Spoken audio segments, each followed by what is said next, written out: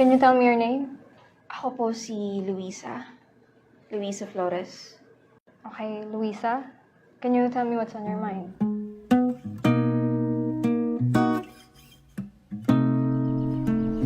May mga bagay na hindi talaga natin inaasahan. Tulad ng...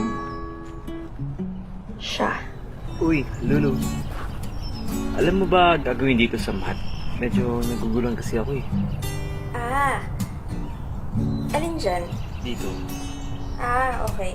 Ito kasi yan, para makuha mo yung formula na ganyan, kailangan mo na equation na ganito. Hindi ko inasahan ang pagdating niya kasi sa totoo lang, hindi rin naman na ako naghahanap. Hindi na ako naghanap kasi alam ko naman na hindi ko makikita.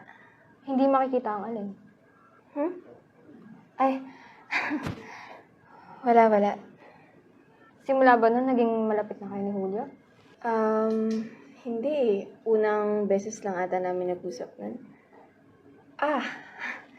Naalala ko na. Naging close ata kami simula nung nakita namin siya ng mga kaibigan ko. Ay, correction. Narinig. Narinig? Labis na naiinip, nayayamot sa bawat saglit. Ang ganda pala ng boses niya. Kapag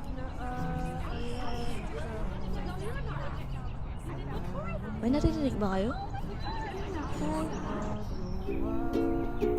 Uy, ang ganda pala ng boses mo, Julio ah. Wala yun. Chamba lang yun. Ay, Lulu. Ha? Salamat nga pala sa pagtulong sa akin sa math. Wala yun.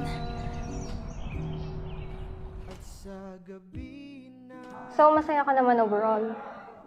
Sa totoo lang, hindi ko rin sigurado. May mga araw na maayos.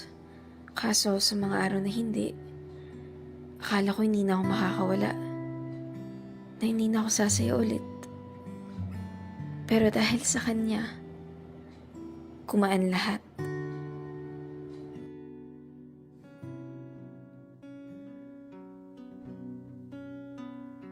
He rescued me.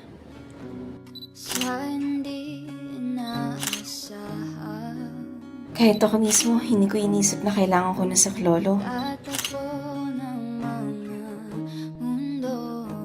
He became my escape, my light, my happy pill.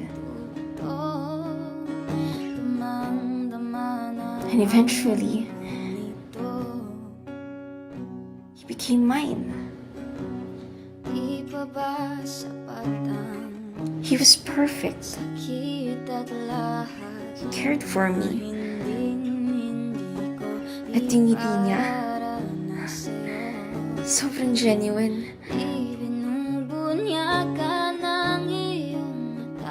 I'd do anything to protect that smile, to keep him mine.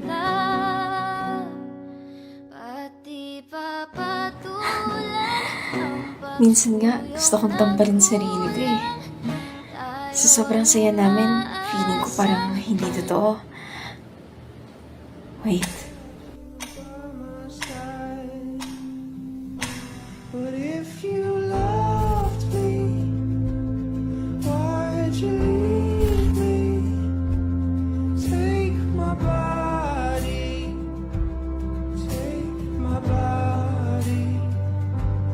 All I want is, and all I need is to find somebody.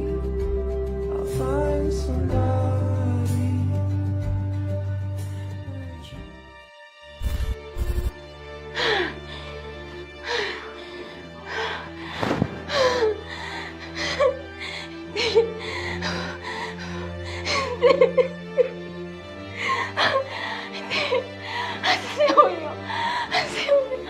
Wait lang po. Wait lang po.